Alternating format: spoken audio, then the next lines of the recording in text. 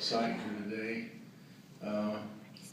Part of the organization's responsibility as the Sons of Utah Pioneers is to recognize, honor, and pay respect to our pioneers, which we do every month as we meet. We also, as President Hurst indicated, have a responsibility to recognize our modern day pioneers who came into this Morgan Valley, which truly is a land of promise. I can testify to that. One of the main qualifications, brothers and sisters, for this award is giving service.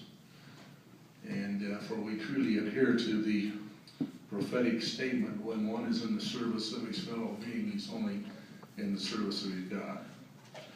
Today we have selected such an individual, along with his wife, because we can't do anything without that good wife by our side. And our candidate is a World War II veteran, served in the Navy, and I watched him as we pledged allegiance to the flag, and the tears come to his eyes. There's a lot of meaning that is contained within this good man. He has been secretary of the Morgan County Fair for I don't know how many years. Remember, President? A couple, you're asking. For many, many years, and serviced well. It's not quite the same not having him over in that little building now. He introduced, through Revelation, the LDS building program here in the Morgan Valley. He listened and obeyed and introduced that's the reason we have some such nice buildings here, is because under his direction, Father Devin told him this is what needed to be done. And that was a real task. I was in the middle of that with him. He has been a sealer and a coordinator in the Ogden Temple. How many years is a sealer, President? Couple.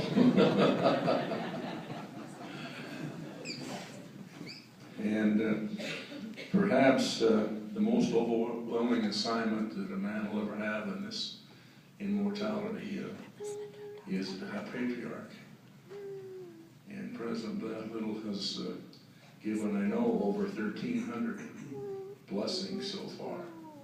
And that has provided a service like you just can't imagine. He is known by many special friends, including President Gordon B. Hinckley, who affectionately calls him Cotton. Brothers and sisters, I present to you our 2013 Modern Pioneer recipient, Keith R. Little. You give him a hand, please.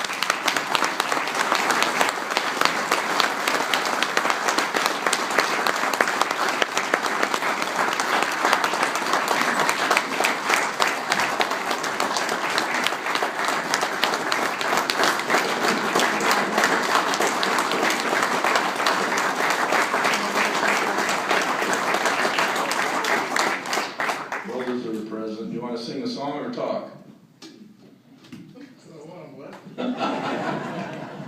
Sing a song or say a word. Can you take it?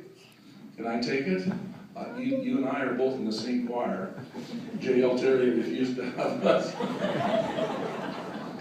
But do you want to say anything at this time?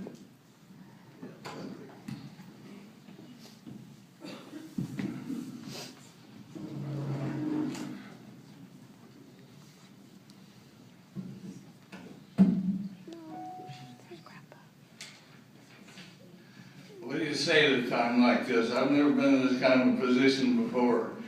It's kind of awkward.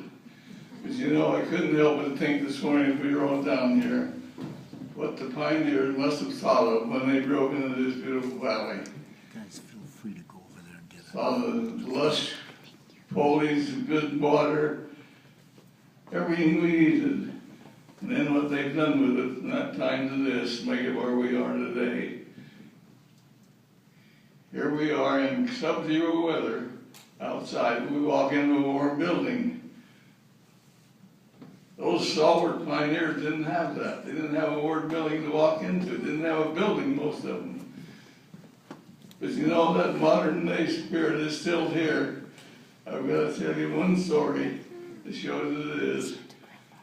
They had to stay together. They helped each other with everything they did. They had to be together.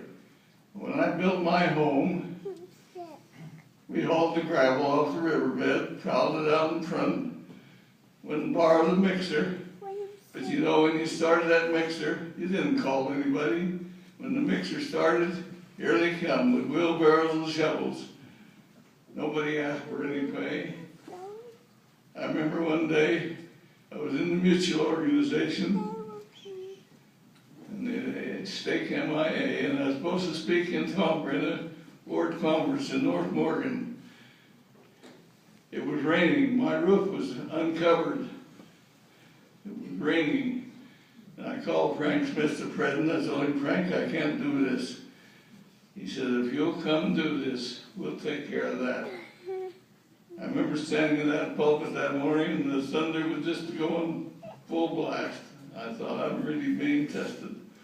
But you know, after that meeting was over, I come home. Frank went home, got his boys.